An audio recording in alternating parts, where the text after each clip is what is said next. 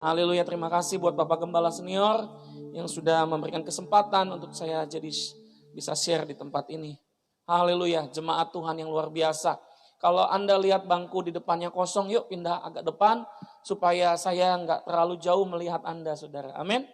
Iya, haleluya. Ya, lihat bangkunya di depannya kosong, ya bisa pindah ke depannya, saudara. Amin. Puji Tuhan. Haleluya, semuanya shalom.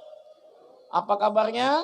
Sehat, kuat, makmur, panjang umur, awet muda, dan diberkati Tuhan. Kita sama-sama yuk buka firman Tuhan dalam Kisah Rasul pasal 4 ayat 31 sampai dengan ayat yang ke-33. Salam dari jemaat BFA Cibubur untuk jemaat BFA Jakarta di tempat ini. Haleluya. Puji Tuhan. Semuanya luar biasa saya lihat ya. Sudah mandi semua ya.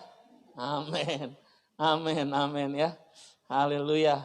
Kita lihat yuk sama-sama Kisah Rasul pasal 4 ayat yang ke-31, lompat ayat 32 dan 33 saudara. Ini adalah kehidupan yang harus dibangun dalam kehidupan orang percaya.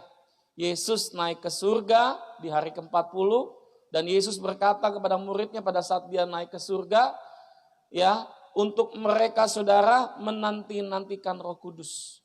Untuk mereka saudara berdiam, stay di Yerusalem saudara. Dan apa yang terjadi saudara di hari ke-10, yaitu tepat hari yang ke-50 setelah Yesus bangkit saudara. Ya, dan kemudian dia menampakkan diri, dia naik ke surga. Dan di hari yang ke-50 saudara, hari Pentakosta, mereka mengalami yang namanya saudara, lawatan Tuhan yang dahsyat. Amin. Mereka mengalami yang namanya api Roh Kudus. Wow. Ya, kenapa Roh Kudus itu penting? Nah, kita mau baca sama-sama. Ayat Kisah Rasul pasal 4 ayat 31 sampai dengan ayat yang ke-33. Dan ketika mereka sedang berdoa, goyanglah tempat mereka berkumpul itu dan mereka semua penuh dengan Roh Kudus. Lalu mereka memberitakan firman Allah dengan dengan berani. Ayat 32 sama-sama kita baca. 3, 2, 1. Adapun kumpulan orang yang telah percaya itu, mereka sehati dan sejiwa, dan tidak seorang pun yang berkata bahwa sesuatu dari kepunyaannya ada miliknya sendiri. Tetapi segala sesuatu adalah kepunyaan mereka bersama. 33 sama-sama. Dan dengan kuasa yang besar, rasul-rasul memberi kesaksian tentang kebangkitan Tuhan Yesus. Dan mereka semua hidup dalam kasih karunia yang. Mereka hidup dalam kasih karunia yang. Jadi ternyata saudara, kehadiran Roh Kudus, ya, kepenuhan Roh Kudus membuat Anda dan saya mengalami kasih karunia yang. Apa itu kasih karunia? Yesus Kristus. Apa itu kasih karunia? Sesuatu yang kita tidak bisa lakukan dengan kekuatan kita dan kemampuan kita. Apa itu kasih karunia Tuhan? Pemberian cuma-cuma. Amin. Contoh, Anda buka toko, terus kemudian saudara, hari ini katanya banyak orang tokonya sepi. Ya, lalu kemudian Anda jadi sales, kemudian Anda berkata, Pak, dapat customer sebulan 2 aja, udah syukur. Ya, banyak dunia berkata toko sepi, customer sepi, kehidupan lagi sulit. Tapi saya mau katakan saudara, ketika engkau hidup dalam kuasa Roh Kudus, Tuhan bisa kirim customer demi customer dalam hidupmu. Amin. Tuhan bisa kirim pelanggan demi pelanggan ke tokomu. Tuhan bisa kirim saudara berkat-berkat yang tanpa batas dalam kehidupanmu, unlimited. Ketika engkau dan saya saudara mengandalkan kasih karunia Tuhan. Nah, oleh karena itu dalam kehidupan kita, bagaimana kita menerima kasih karunia yang melimpah-limpah itu saudara, Anda dan saya tidak lain, Anda harus kembali ke ayat 31 saudara, kembali ke ayat 31, bagaimana kehidupan kita saudara dipenuhi dengan kuasa Roh Kudus. Ketika mereka sedang berdoa, mereka sedang berkumpul, menanti-nantikan Tuhan di loteng Yerusalem, saudara. Kehidupan para rasul pada saat itu ketakutan. Mungkin hari ini tidak jauh beda, saudara, banyak orang mengalami ketakutan. Betul? Iya. 80% orang yang menelpon kami dari program worship from home, saudara, program Pondok Daud online, itu semuanya rata-rata panic attack, ketakutan. Ya, insomnia, nggak bisa tidur, panic attack, mental illness, saudara. Ya, bisa dikatakan ODGJ lah, saudara ya. Apa itu ODGJ? Ya, sakit jiwa, saudara. Betul? Sakit jiwa. Kalau Anda di sini ada yang kurang tidur, saudara, karena mikirin ketakutan, mikirin gimana nanti kerja dan sebagainya, jangan-jangan Anda sudah bergejala sakit jiwa, saudara. Haleluya. Di sini masih ada yang bisa tidur nyenyak? Amin. Nanti kalau Pak saya orangnya Pak, yang nggak bisa tidur nyenyak, datengin saya, saudara, biar saya urapi pakai minyak urapan, saudara. Amin. Iya, buat apa Anda takut? Buat apa Anda cemas? Saudara, kesusahan sehari firman Tuhan katakan cukup untuk sehari. Ayatnya di mana, Pastor? Lihat Matius pasal 6 ayat 34. Matius pasal 6 ayat 34. Supaya Anda paham, saudara. Perhatikan baik-baik, sebab itu janganlah kamu khawatir akan hari besok. Karena hari besok mempunyai kesusahannya sendiri, kesusahan sehari. Sama-sama lebih kuat, katakan kesusahan sehari. Cukup. Jadi Anda berkata kepada masalahmu, kepada problem persoalanmu, cukup. Jangan tambah lagi. Amin. Iya, kalau udah punya hutang jangan ditambahin lagi hutangnya. Udah pinjol, ya, udah ngutang sana sini, gali lubang lagi, itu bego namanya. Bener gak? Lo ya kalau udah punya hutang ditutup, jangan digali lagi di tempat lain. Gali lubang, tutup lubang, gitu kan. Itu namanya bodoh banget, bodoh kuadrat, saudara. Betul gak? Gangguan jiwa dia, saudara. Betul? Iya. Jadi kalau Anda lagi hari ini dililit utang, saudara, cukup hutang. Kesusahan sehari cukup. Gimana Pastor buat bayar hutang? Percaya, berdoa, andalkan kuasa Roh Kudus. Kerja dengan penuh semangat, saya percaya Tuhan buka tingkap-tingkap langitnya. Panggil customer, panggil pelanggan dalam kehidupanmu. Memberkati hidupmu, katakan amin. Jangan jadi orang Kristen yang kerdil. Jangan jadi orang Kristen yang kemudian terus menyerah. Udahlah Pastor, jual diri aja. Berapa diri lu? Halo? Karena gak sanggup hidup, banyak orang jual diri, saudara. Di Jalan Hayam Muruk itu cuma 250.000, saudara. Ya saudara, bertobat, amin. Loh, Pastor kok tahu? Dulu SMA, saudara ya. Itu zaman saya SMA itu zaman keliling Jakarta, mau motoran tahu nggak mau motoran? Mau motoran tuh iseng-iseng lah, saudara. Ya, setelah kuliah mah enggak, saudara. Ya, enggak sekali, enggak pernah, saudara. Jangan nambah-nambahin. Amin. Ya, ini pastor enggak sekali, enggak pernah. Kamu mah curiga. Ya kan? Jangan curiga tuh sama pendeta. Amin. Ya, kalau pendeta udah melenceng, saudara, hidupnya saudara nggak ada urapan, kacau hidupnya, saudara pasti hancur hidupnya. Banyak pendeta teman saya yang hancur hidupnya, saudara. Banyak. Kenapa? Sudah lari dari tracknya Tuhan. Pelayanan tuh nggak bisa disembunyiin, urapan tuh nggak bisa disembunyiin, kekudusan tuh nggak bisa disembunyiin. Itu tuh sesuatu yang nyata. Lihat aja buahnya. That's it, saudara.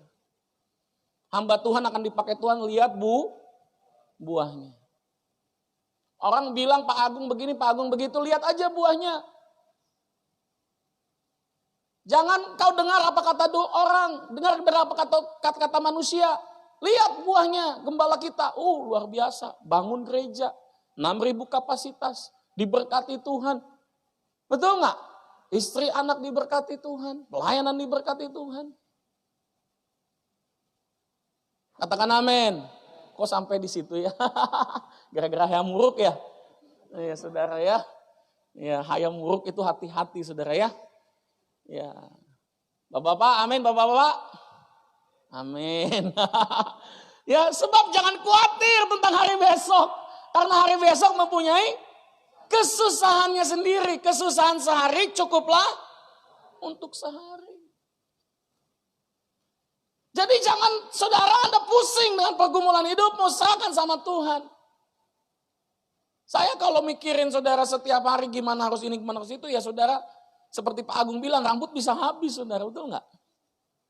Nggak betul. Pastor rambutnya kok udah mulai ada ubannya, putih-putih dikit, ya itu wajar saudara, umur udah 40 saudara ya.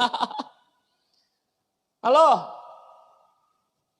Kita harus paham betul bahwa konsep kekristenan kita saudara ada dalam anugerah Tuhan. Anda berjalan bukan dengan saudara kutuk ataupun saudara kesusahan. Tidak. Memang manusia setelah jatuh dalam dosa, dalam Kejadian pasal yang ke-3 dan 4 saudara, manusia dihukum, dibuang. Tapi setelah Yesus mati di atas kayu salib untuk Anda dan saya, Dia adalah Adam yang kedua. Anda dan saya adalah keturunan Adam yang kedua. Manusia yang tanpa dosa lagi, saudara. Jadi jangan melihat bahwa oh saya udah manusia yang kehilangan kemuliaan Allah. Saya manusia yang berdosa. No. Kalau Anda masih bilang Anda manusia yang berdosa, sia-sialah kematian Yesus. Sia-sia. Jangan jadikan penyaliban Yesus sesuatu yang sia-sia dalam hidupmu, saudara. Penyaliban Yesus itu menjadikan Anda manusia baru. Yang lama sudah berlalu, yang baru. Kematian Yesus, saudara, membuat Anda clean dari semua dosa, saudara. Gak ada lagi yang namanya, saudara, oh saya orang berdosa. Dosa itu pilihan. Sama-sama katakan dengan saya pilihan. Pilihan. Anda sudah dibenarkan. Pak, katanya kalau orang Kristen itu masih ada tabiat dosanya. Tidak ada tabiat dosa. Dosa itu pilih. Anda itu sudah dibenarkan, sudah dibersihkan. Sudah dibaharui dengan darah Yesus. Jadi gak ada lagi yang namanya tabiat dosa, benih dosa, unsur dosa. Gak ada. Sebab dicuci dengan darahnya clean. Bahkan darah Yesus itu saudara mengalir dalam darah kita. Tubuh Yesus itu ada dalam tubuh kita. Amin. Jadi jangan pernah berkata lagi, Pak saya ini kan orang berdosa. No. Clean. Finish itu saudara. Udah clear itu saudara. Clean itu udah nggak ada lagi AIUEO. Bersih dengan darah Yesus hidupnya. Tapi iblis itu nggak tinggal diam. Nah itulah sehingga manusia gampang kali jatuh dalam dosa. Kenapa? Kalau dia nggak bergaul dengan Tuhan, iblis akan bilang gini, udah dosa aja, udah kehaya muruk lagi aja, kan gitu. Betul nggak? Balik lagi deh ke situ, betul nggak? Betul kan? Iya. Pilihan. Cicing sia gandeng. Gituin iblis. Betul nggak? Lawanlah iblis, maka ia akan lari daripadamu. Mendekatlah kepada Allah dan lawanlah iblis. Jadi jangan mau saudara kita pantengin, oh gitu ya iblis ya. Oh kumaha tah carana gitu kan. Gimana caranya? Jangan diajak ngobrol iblisnya. Si babami gitu. Betul nggak? Jangan ajak bergaul. Iblis diajak bergaul, diajak persekutuan, diajak presel. Ya salah saudara. Betul, nggak bisa kita ajak presel iblis. Aduh, camana pula ini kan. Ya kan? Nggak boleh diajak presel iblisnya. Amin. Bergaul dengan Tuhan, ajak komunitas yang benar, saudara. Ya, cari komunitas yang benar. Ya, Lagu tadi saudara nyanyiin ulang-ulang di rumah. Menyembahmu seumur hidup, memujimu sepanjang usiaku. Amin.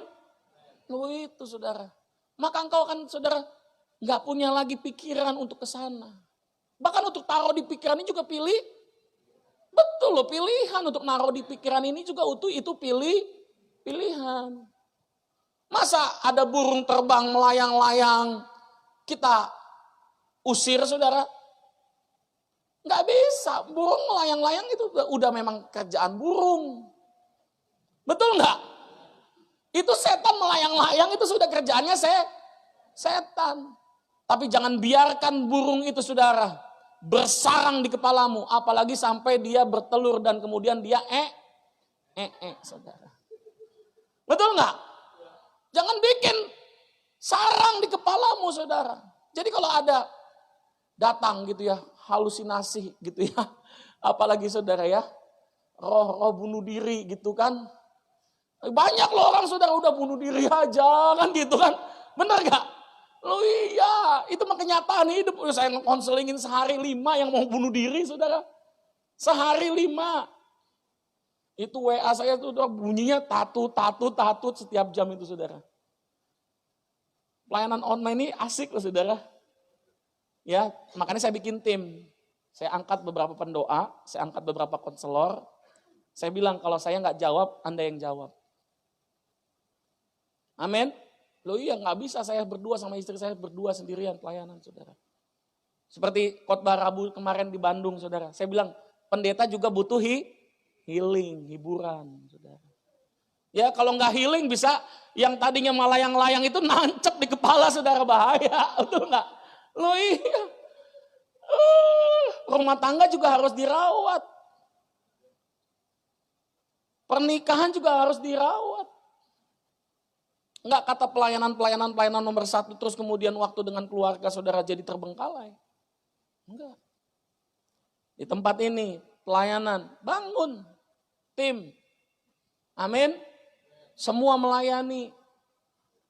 Aku mah sabda apa gitu enggak. Enggak ada lagi gitu. Semua bergerak, bekerja sama. Amin. Lu iya, kapan ambil waktu bagi brosur lagi? Ketemu di taman, cari jiwa lagi besok. Sabtu kumpul di CP, yuk kumpul di CP Sabtu. Kita bagi brosur yuk, dibagi majalah yuk di dekat-dekat alun-alunnya CP lah istilahnya gitulah. Namanya alun-alun ya kalau di Palangkaraya alun-alun tuh namanya katanya gitu kan. Ya, bagiin. Jangan kita jadi orang Kristen yang kemudian terus udahlah di rumah aja lah. Enggak. Banyak hal yang bisa kita lakukan saudara.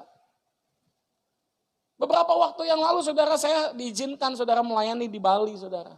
Tapi ada beberapa kasus saudara yang mengakibatkan saya harus berhenti pelayanan di Bali untuk sementara. Saya bilang gak apa-apa, bukan saya kehilangan pelayanan di Bali. Yang penting Bali maju, udah beli gereja, udah ada jiwa-jiwa yang saya serahkan ke pengembalaan mereka. Selanjutnya silakan. Apakah karena saya kemudian nggak pelayanan di Bali terus kemudian saya kehilangan pelayanan? Enggak. Pak Agung bilang, Pastor, ini untuk sementara begini dulu. Kamu pelayanannya daerah Jabodetabek dulu. Oke siap Pak Agung. Rabu khotbah ya, siap. Kemarin diizinkan Rabu khotbah di Balarea saudara. Iya kan? Artinya apa? Kalau pelayanan nggak akan kekurangan. Yang penting kita lakukan bagian yang terbaik. Jangan baper. Karena pelayanan gue di blacklist di sini baper. Gue pelayanan di Bali udah nggak boleh lagi baper. No. Rugi saudara kalau Anda baper. Amin. Jiwa-jiwa punyanya Tuhan, ladang pelayanan punyanya Tuhan. Ngapain baper saudara? Justru kasih yang terbaik di saat gak ada orang melayani, Anda yang pelayanan. Tadi saya masuk gak ada satupun PPG di depan. Apakah sudah gak boleh ada PPG di depan? Hah? Apakah sudah gak boleh lagi ada PPG di depan? Nggak ada orangnya. Lebih tadi saya masuk udah banyak. Kan gitu ya. Ini sama-sama kita bangun lagi. Jangan salah-salahin, si Ko Irwan terlambat, si Ko Urip terlambat, si Helena nggak mau ngasih tahu, si siapa lagi, si Dwi, siapa? Tri Dwi apa Dwi Tri? Tri apa Dwi ya itu atau Eka saudara ya. Ya, nggak mau kasih tahu. Enggak gitu. Ayo, kita semua rapiin lagi pelayanan kita. Saya pun sama di kota wisata datang dan pergi, saudara jemaat pengerja itu biasa. Tapi nggak boleh kasih kendor. Loh saya udah percayain satu WL, satu wakil gembala saudara. Saya percayain, saya bilang ayo ikut ujian PDP nanti dulu pastor. Ayo bantu saya jadi wakil gembala, siap pastor. Tapi ya udahlah nanti aja, saya bantu-bantu aja. Silakan kamu untuk ambil transport kalau ada kunjungan dan sebagainya silakan. Hari ini keluar, apakah saya jadi kecewa? Enggak boleh. Oh mungkin Tuhan mau pakai dia di tempat pelayanan yang lain. Tapi Tuhan ganti saudara, orang-orang yang lain saudara. Tuhan kasih hal-hal yang lain. Jadi dalam pelayanan kita harus paham saudara. Anda hidup dalam kasih karunia Tuhan. Anda gak akan saudara punya pikiran yang lain-lain saudara. Kenapa ya, gue dosa apa ya? Enggak, clean. Anda sudah clean dari dosamu. Jangan lagi dibalikin sama iblis. Bener kan? Lu buat dosa sih lu. Selalu iblis mengintimidasi Anda. Selalu iblis saudara membuat kacau hidupmu. Coba hari ini saudara, jangan lagi mau dikerjain sama iblis. Semuanya hari ini kesombongan kita buang saudara. Nah ngomong-ngomong tentang kesombongan, ini 4 hal ini saudara yang saya mau sampaikan buat Anda. 4 apa 3 ya? Ya mudah-mudahan 4 lah saudara ya. Kalau enggak 3 sudah ya saudara ya. Yang pertama, 3 hal yang Anda perlu tahu tentang Roh Kudus. Dari Roh Kudus itu kita akan menerima kasih karunia Tuhan yang berlimpah-limpah itu poinnya. Tapi ini adalah spesifikasinya. Setelah dari poinnya kasih karunia yang berlimpah-limpah ini spesifiknya. Ya. Jadi pokok utamanya itu kasih karunia yang berlimpah-limpah. Spesifikasinya apa? Yang pertama, saudara. Roh Kudus adalah pribadi kasih karunia yang menolong kita. Katakan amin. Roma pasal 8 ayat yang ke-26. Roma pasal 8 ayat yang ke-26. Ya, yang pertama, saudara, Roh Kudus itu adalah pribadi yang akan selalu menolong Anda. Kita baca sama-sama 3, 2, 1. Demikian juga Roh membantu kita dalam kelemahan kita. Sebab kita tidak tahu bagaimana sebenarnya harus berdoa. Tetapi Roh sendiri berdoa untuk kita kepada Allah dengan keluhan-keluhan yang tidak. Orang yang dipenuhi Roh Kudus, orang yang mengaktifkan pengurapan Roh Kudus dalam hidupnya saudara, dia akan selalu ditolong oleh Tuhan. Amin. Nah, tapi kalau Anda berjalan dengan kekuatan, jangan harap pertolongan Tuhan. Tapi kalau kamu berjalan dalam Roh, andalkan Roh Kudus, engkau akan lihat pertolongan demi pertolongan yang tidak mungkin menjadi mungkin dalam hidupmu saudara. Amin. Ini penting dalam hidup kita saudara. Anda dan saya harus pahami ini. Kehidupan kekristenan kita saudara harus berangkat dari kekristenan yang saudara terintimidasi, berdosa kepada kekristenan yang saudara hidup dalam kasih karunia Tuhan yang berlimpah-limpah. Ingat saudara, semua dosamu sudah diampuni.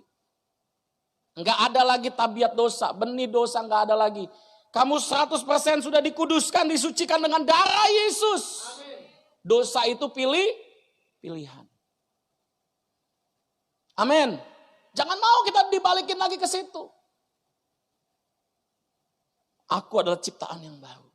Aku percaya karya Roh Kudus, pertolongan Roh Kudus tepat pada waktunya dalam hidupku. Lalu saya mau pergi ke Bandung saudara, nggak punya uang. Saya bilang Tuhan, saya percaya Tuhan pasti sediakan. Istri saya ini kan kalau udah uang masuk ke istri saya susah keluar saudara. Itu udah hukumnya istri, saudara ya. Ketika suami kan semua uang Anda milik istri, betul nggak? Nah, itu kalau udah terima PK, terima gaji, terima pelayanan, apa berkat saudara, istri saya lihat itu pasti saudara langsung mana kan gitu. Wah, dia lebih dari pemenang saudara ya. Amin. Udah masuk gitu ya, susah keluar. Mau ke Bandung. Ya lu lah, duit lu. Katanya gitu kan. Bukannya duitnya di lu kan gitu. Repot saya bilang gitu kan. Tapi saya bilang percayalah, tenang. Ayo berangkat. Berangkat saudara. Belum gak nyampe saudara. Ngomong berangkat udah ada 2 juta di tangan saudara. Halo. Tuhan itu baik gak saudara? Dia sediakan. Lo gak kata saudara murah berangkat ke Bandung. Tapi dia sediakan lebih dari cukup. Betul gak? Jadi kalau Anda berpartner dengan Roh Kudus selalu ada pertolongan. Bener loh saudara, hidup saya ini penuh mujizat saudara. Apalagi Bapak Gembala senior kita tahulah kesaksiannya bagaimana saudara. Betul? Nah kalau gembala Anda begitu, Pastor Paulo begitu, masa Anda enggak? Amin? Pasti kita jemaat BFA Jakarta di tempat ini juga pasti mengalami pertolongan Roh Kudus yang tidak pernah terlambat dalam hidup kita. Kasih tepuk tangan buat Tuhan. Katakan haleluya. Amin. Pasti dapat pertolongan. Yang kedua, saudara. Roh Kudus itu pribadi yang senangnya disembah, saudara. Ya, dan ketika dia disembah, saudara, dia akan bekerja dalam hidup kita, memberikan kepada kita, saudara, impact, dampak, saudara, pengaruh yang luar biasa. Omonganmu tuh jadi powerful, didengar orang. Ya. Kalau hari ini omonganmu tuh masih, kalau saya dulu sering, saudara, kalau ngomong punya ide gitu ya. Kalau punya ide gitu ya, dikacangin, ditepis sama orang gitu. Enggak, itu idenya jelek gitu kan. Bener gak? Kalau anak-anak muda kan pasti sering digituin tuh. Tapi kalau yang punya leadership, walaupun muda, punya leadershipnya bagus, kok didengerin ya saudara. Enggak cuman punya ilmu leadership saudara. Anda harus punya pengurapan Roh Kudus. Orang dunia caranya mendapatkan itu gimana? Dia pergi saudara ke dukun untuk cari roh penyegan namanya. Lo betul. Anggota dewan, bupati, sampai kepala desa pun begitu saudara. Betul? Itu oknum, walaupun nggak semua, ya kan? Nanti saya di ban, nanti di demo sama kepala desa se-Indonesia, ya kan? Nah, bahaya, ya kan? Ya, cukuplah saudara, kepala desa yang demo kemarin di Senayan, mereka membela haknya mereka sendiri. Jangan membela hak karena khotbah saya, saudara ya. Haleluya. Iya. Ini harus kita pahami. Banyak manusia, saudara, banyak omongannya tuh jadi nggak punya kuasa. Nah, gimana caranya punya kuasa? Anda dan saya harus jadi penyembah. Kita lihat Yohanes pasal 4 ayat 23-24. Yohanes pasal 4 ayat 23 sampai 24. Tetapi saatnya akan datang dan sudah tiba sekarang bahwa penyembah-penyembah benar akan menyembah Bapa dalam roh dan kebenaran. Sebab Bapa menghendaki penyembah-penyembah demikian. Ayat 24 sama-sama 3, 2, 1. Allah itu roh dan barang siapa menyembah dia harus menyembahnya harus menyembahnya. Dikatakan garis bawahi, katakan harus. Ulangi sekali lagi, harus. Jadi ada kata sebuah keharusan di situ. Anda dan saya harus jadi penyembah. Yang menyembah Bapa, menyembah Yesus dalam roh dan kebenaran. Kalau hidupmu gak suka nyembah saudara, gimana Anda mau punya kuasa? Ketika firman itu disampaikan kepada perempuan Samaria. Perempuan Samaria itu saudara bergejolak dalam hatinya. Wow, aku berhadapan dengan orang yang layak untuk disembah. Apa yang terjadi saudara? Dia pulang ke kampungnya Samaria. Omongannya yang tadinya nggak mau dipercaya orang. Omongannya yang tadinya saudara pelintat-pelintut. Tiba-tiba hari itu omongannya penuh kuasa. Satu kota Samaria diselamatkan. Betul nggak? Loh, betul nggak saudara? Anda dan saya harus punya otoritas terhadap setiap masalah kehidupanmu. Kalau engkau hari ini nggak punya kehilangan otoritas dalam pekerjaan, kehilangan otoritas dalam rumah tangga, kehilangan otoritas dalam saudara pergaulan, kehilangan otoritas saudara dalam pelayanan, jangan-jangan Anda nggak pernah nyembah Tuhan. Nah, orang yang di dunia mereka untuk punya otoritas, mereka rela nyembah apapun. Demi untuk punya otoritas. Percaya nggak saudara? Sesuatu otoritas diberikan kepada orang yang punya pengaruh spirit yang bagus. Itu harus diciptakan dengan cara apa saudara? Menjadi penyembah. Bangun jam 2, jam 3 dibangunin Tuhan, jangan saudara buka handphone main game. Nyembah. Terus pastor kalau ngantuk nyembah sebentar terus ketiduran lagi, nggak apa-apa, nggak berdosa. Saya juga sering kok. Bener, saya juga sering kok. Amin. Lo untuk ngalahin orang-orang di dunia sana, Anda harus lakukan itu saudara. Tengah malam, tengah hari, menyembah. Dini hari. Jam 2, jam 3, nyembah. Menjadi penyembah, mengaktifkan kuasa pengurapan dalam hidupmu. Itu yang Budion sampaikan dalam khotbahnya tadi pagi, saudara. Menjadi penyembah adalah sebuah prioritas yang gak boleh Anda hapuskan dalam hidupmu, saudara. Amin. Nyembah. Ya Tri ya, banyak nyembah Tri. Amin. Oh iya, saya seperti Tri ini dulu mahasiswa teologi ya saudara, magang di gereja. Ya, pendetanya cuma bilang, ayo doa semalaman, ayo doa puasa, kan gitu. Namanya masih muda, masih dibentuk. Ya, kalau masih muda, masih dibentuk, belum jadi apa-apa, jangan sombong. Disuruh nyembah, ya ikutin. Disuruh doa, ya ikutin. Ikutin manut, iya pastor, siap Pak Pendeta, Pak Gembala, siap Pak Pendeta. Ikutin. Nah kalau Anda sudah dikit-dikit jago, mau jadi apa? Hamba Tuhan yang berdiri di mimbar-mimbar besar, mereka adalah orang-orang yang saudara terlatih udah menyembah. Halo, shalom. Pembentukan itu dalam hidup kita tuh diizinkan Tuhan ada loh. Ada. Jangan pikir kasih karunia Tuhan gak ada pembentukan. No. Pembentukan itu selalu ada. Tapi jangan fokus kepada pembentukannya. Fokuslah kepada kasih karunia-Nya. Karena pembentukan itu sementara. Jadi kalau lagi di Helena nih lagi dibentuk nih. Helena, main keyboard yang bener dong. Lagi dibentuk. Betul nggak? Lagi main piano, fokus. Jangan pikirin pacar terus. Nah itu lagi dibentuk misalnya kan gitu kan. Canda ya Helena ya. Lagi dibentuk. Jangan kita pundung. Marah. Siapa sih orang yang membentuk kita? Halo? Orang yang terdekat dengan kita. Gak mungkin Presiden Jokowi tiba-tiba datangin Anda, bentuk Anda. Kamu pemain keyboard, jelek banget pemainnya. Gak mungkin. Orang yang terdekat denganmu. Siapa? Gembalamu, wakil gembalamu. Siapa lagi saudara temanmu.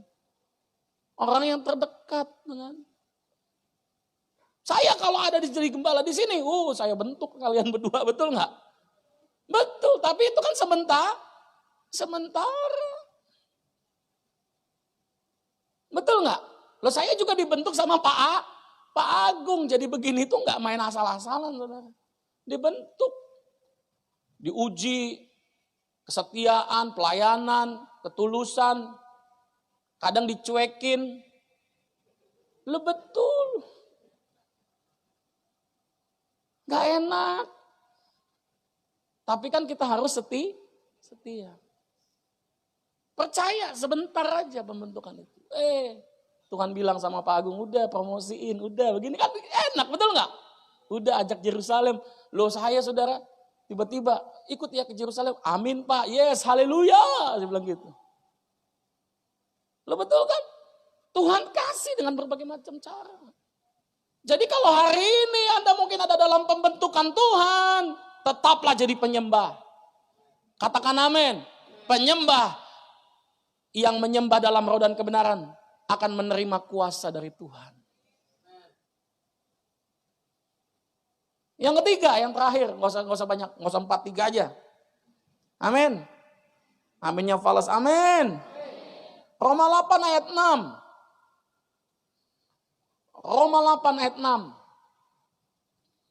Demikian firman Tuhan, karena keinginan daging adalah maut, tetapi keinginan roh adalah hidup dan damai sejahtera.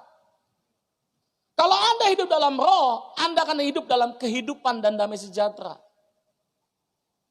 Wow, ini kata hidup dan damai sejahtera ini saudara, ini kata-kata yang sangat kaya. Ya. Tapi kalau kamu hidup dalam daging, nggak pernah jadi penyembah, maut. Emosi terus, pengennya berantem terus. Maut. Lo kakak sepupu saya saudara, emosian orangnya. Udah gitu pakai putau lagi kan. Putau habis, minta uang sama kakak nggak dikasih. Minta uang sama bapak nggak dikasih, minta uang sama mama nggak dikasih. Keluar rumah, temannya bilang ambil tuh motor. Diambil bener, dibakar orang hidup-hidup saudara di jembatan 5. Karena emosi ya. Pengen pakai putau gue. Shalom. Nah kalau hari ini ada orang-orang yang sampai ke sana terlalu jauh. Gimana bisa nggak disembuhkan? Bisa. Caranya apa? Matikanlah segala keinginan daging. Dan hiduplah dalam roh. Amin. Pastor, lingkungan saya begini. Makanya tarik garis. Pisahkan dirimu. Jangan lagi hidup dalam lingkungan seperti itu. Terus gimana pastor kalau lagi sakau? Kerem di rumah. Minta tolong minyak urapan. Doain. Sama mamamu, sama keluargamu. Minta tolong pendetamu datang. Doain. Ada nggak yang sakau di sini? Ya, minta tolong sama Ko Irwan. Kok layani saya kok. Betul. Supaya Anda tidak lagi hidup dalam daging. Tapi kalau Anda hidup dalam roh, karya Roh Kudus itu akan membuat Anda hidup dan memiliki damai sejahtera. Dalam bahasa Yunaninya dikatakan eiren. Dalam bahasa Ibrani dikatakan shalom. Kita sudah belajar tentang 7 makna kata shalom ya. Wow, betapa luar biasanya shalom itu saudara. Kemakmuran, kesehatan, perlindungan, ya kan, keselamatan, berkat dan sebagainya. Ada dalam diri kita. Jadi ketika Anda aktifkan Roh Kudus dalam hidupmu, saudara, menjadi penyembah dalam hidupmu, saudara, Tuhan, ku rindu menyembahmu. Suara saya kayak ember pecah, saudara. Tapi saya nggak peduli, saya tetap jadi penyembah. Minimal buat diri saya sendiri, saudara. Lo betul. Saya kemarin kan khotbah di Bandung, saya udah minta D. Ini kok D kok beda suaranya. Suara saya di C, saudara. Betul nggak? Jadi siapa yang salah? Entah siapa yang salah. Kan gitu kan. Ya kan? Nggak apa-apa. Terus latih lagi. Katakan amin. 3 hal ini saudara. Spesifikasi dari Roh Kudus. Dia akan menolong dalam hidupmu. Dia akan memberikan engkau kuasa, otoritas dalam hidupmu. Yang ketiga saudara, dia akan memberikan hidup dan damai sejahtera untuk kita semua. Mau 3 hal ini terjadi dalam hidup kita? Rindukan Tuhan, jadi penyembah. Ya, rindukan Roh Kudus. Rindukan kasih karunia-Nya lebih lagi. Jangan kita saudara balik lagi ke dosa. Udah, tarik garis, pisahkan dirimu. Cari komunitas yang benar. Loh saya dulu saudara SMA di kampung rambutan. Tiap hari kerjaannya saudara itu tawuran, trek-trekan, ganja. Saya bilang kapan saya bertobatnya kalau gini? Loh betul. Saya harus tarik garis, saya pisahkan diri saya. Saya gak mau lagi. Bro, gabung bro. Sorry bro. Gue lagi ada persekutuan. Lo betul, bukannya kita wes. Supaya Anda betul-betul mati daging.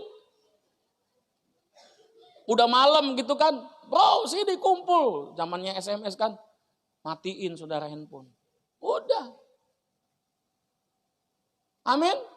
Loh saya ini gak bisa musik, gak bisa apa, saya main gitar. Saya main gitar. Tercipta lagu saudara.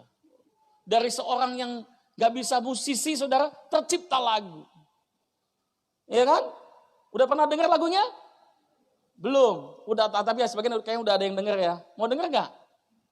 Mau ya? Coba. Main di G.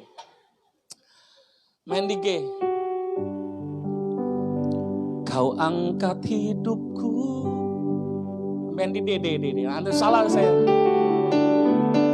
Kau angkat hidupku dari lembah yang kelam, kau jadikan aku ciptaan yang baru. Kau bawa hidupku kepada kemuliaan. Terima kasih, oh Tuhan. Nanti Mas Agung bikin aransemennya ya. Kau angkat hidupku dari lembah yang kelam, kau jadikan aku ciptaan yang baru. Kau bawa hidupku kepada kemuliaan. Terima kasih, oh Tuhan. Kasih tepuk tangan dulu buat Tuhan. Amin. Tuhan tuh kasih lagu. Ini saya lagi nyembah. Tuhan kasih lagu. Sampai ada 2 lagu saudara. Satu lagi mau dengar? Udahlah gak usah ya. Nanti Mas Agung aja yang arrangement ya. Kita bangkit berdiri sama-sama. Haleluya. Sudah 11.30 saudara. Amin. Puji Tuhan. Terima kasih semuanya jemaat yang luar biasa. Mari bangkit berdiri.